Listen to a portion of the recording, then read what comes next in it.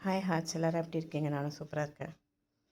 இது பாருங்கள், எவ்வளோ கிராண்டான ஒரு ட்ரெஸ்ஸு என் ஃப்ரெண்டோட அம்மாவோட ஃப்ரெண்டோட எனக்கு எங்கள் பாப்பாவுக்கு கிஃப்டாக கொடுத்தாங்க. எங்கள் பாப்பாவுக்கு தான் கொடுத்தாங்க. அவங்க பாப்பா வேணான்னு சொன்னதுனால எனக்கு கொடுத்தாங்க. நீ எடுத்துக்கோன்னாங்க. இது வந்து ஒரிஜினல் ஜர்தோசிங்க. இது வந்து ஹேண்ட்மேடு. இது ட்ரெஸ்ஸு ஃபுல்லாக இருக்கும். அதோட துப்பட்டா தான் இது. எங்கள் வீட்டில் எங்கள் மாமியார் இறந்து போனோன்னே 2 மூளை இல்லாத மங்கூஸ் மண்டையானுங்க வந்து என்ன பண்ணிட்டாங்கன்னா, டேபிளுக்கு போய் போட்டிருக்காங்க, பின் பண்ணியிருக்காங்க பாருங்கள். இதை நான் எப்படி எடுக்கிறது?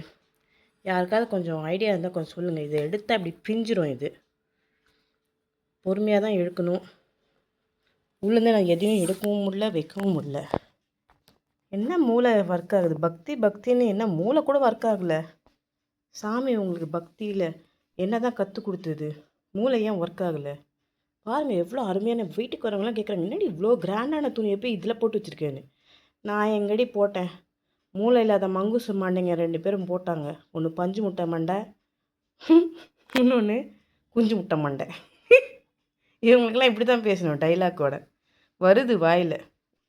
ஐயோ ஐயோ, என்னத்தை தான் படித்தாங்களோ, என்ன தான் ட்ரெஸ் பண்ணிட்டு சென்ட் அடிச்சுட்டு போகிறாங்களோ தெரில. நான் சொல்கிறேன் பாருங்களேன், 4 விஷயம் இருந்தால் போதுங்க உங்கள் லைஃப்பில் ஒரு மனிதனாக வாழறதுக்கு.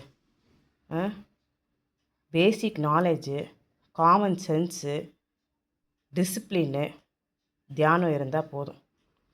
எல்லாத்தையும் வாழ்க்கையில் நம்ம இன்பத்தை காணலாம், துன்பத்தை தள்ளலாம். இதை போட்டே ஆகணுங்க. இந்த மண்டைங்களை வச்சுக்கிட்டு நான் படுற பாடு இருக்கே. இந்த மண்டைங்களை 2 மண்டைங்க, சுண்டலி பெருச்சாலி வேறு தொலை தாங்க முடியலங்க எனக்கு. Oh my God, when I will get a relief from this கும்பலிங் family. கும்பலிங் ஃபேமிலி கிட்டேருந்து என்றைக்கு எனக்கு ரிலீஃப் கிடைக்கும்னு எனக்கு தெரியல. இவ்வளோ அழகான துணியை வந்து இப்படி பண்ணி வச்சுருக்காங்களே, இப்படி எப்படி எடுக்கிற போகிறேன் நான்?